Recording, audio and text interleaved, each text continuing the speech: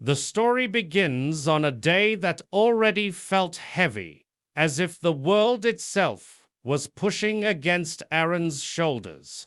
The sun was sharp, reflecting off tall glass buildings while crowds moved with their usual hurry. Each person focused on their own destination. In the middle of all this rush, Aaron walked with a quiet determination, clutching the single resume he had polished over and over.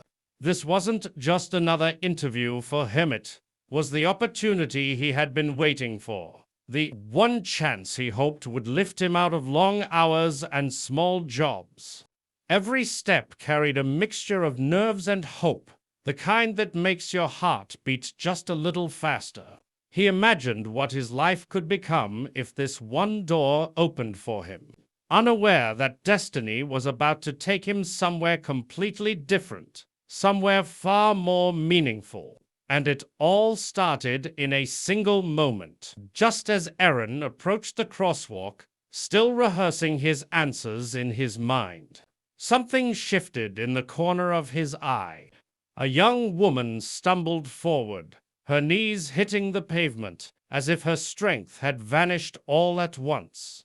People passed her without slowing, too busy or too distracted to notice her struggle. But Aaron stopped immediately, almost on instinct, the interview slipping from his thoughts as concern took over. He rushed to her side, gently lifting her up, trying to steady her trembling hands.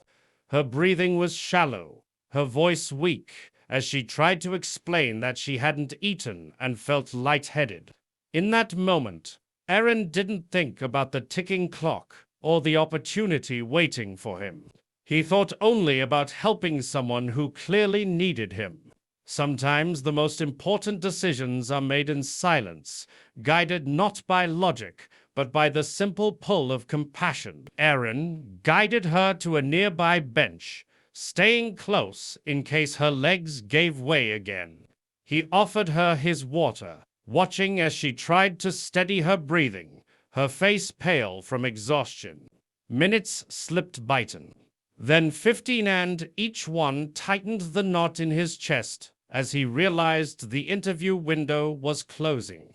He kept glancing at the time, but every time he looked back at her, still fragile and trying to gather herself, he knew he couldn't leave. When she was finally able to stand, he helped her call a ride and waited until she was safely inside, giving her a reassuring nod before stepping away. The moment the car drove off, the weight of what he had just sacrificed settled heavily on him. He walked toward the company building anyway, hoping for a miracle, even though deep down he already knew the opportunity was gone. Days that followed felt quieter, heavier, almost as if life itself was reminding Aaron of what he had lost. He slipped back into his usual routine, delivering packages before sunrise, cleaning storage rooms that smelled of dust and old cardboard, stacking inventory in dim warehouses where time seemed to stand still. Not once did he mention to anyone what had happened at the crosswalk. He didn't talk about missing the interview or how close he had come to changing his future. He carried it silently, the way people often carry disappointments they can't quite explain. Yet even in that silence, he didn't feel anger toward the girl he had helped. In fact, he never blamed anyone. He simply wished the world worked in a way that rewarded kindness instead of letting it disappear unnoticed. Still, he kept moving forward, unaware that life had witnessed everything and was preparing an answer of its own. One ordinary morning, after finishing another long delivery shift, Aaron checked his phone and paused at a number he didn't recognize. He almost ignored it, assuming it was another automated message, but something made him answer. The voice on the other end was calm, professional, and carried a kind of importance he wasn't used to hearing. She introduced herself as Celeste Rayner, the executive assistant to the CEO of Western Industries, the very company where Aaron had lost his chance. For a moment he couldn't even speak, unsure if this was real. Celeste explained that the CEO wanted to see him personally, not for an interview, but for a private meeting requested by name. Confusion and nerves tangled inside him as he boarded the bus, staring out the window while questions rushed through his mind. He had no idea what waited for him, only that the day was about to change everything. When Aaron stepped into the CEO's office, he felt the air shift not with pressure, but with something unexpectedly warm. Vincent Lane stood to greet him, offering a handshake that carried genuine gratitude rather than formality.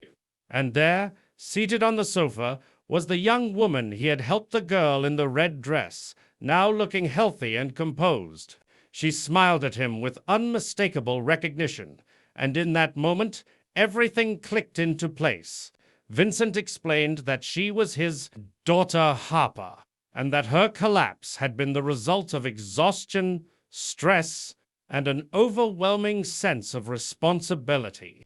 Harper then shared her side of the story, describing how Aaron had stayed with her, protected her, and made sure she was safe when she couldn't even stand. Hearing it from her voice, the room felt still, almost reverent. Vincent didn't offer him the job he missed. He offered him something better, because character speaks louder than timing.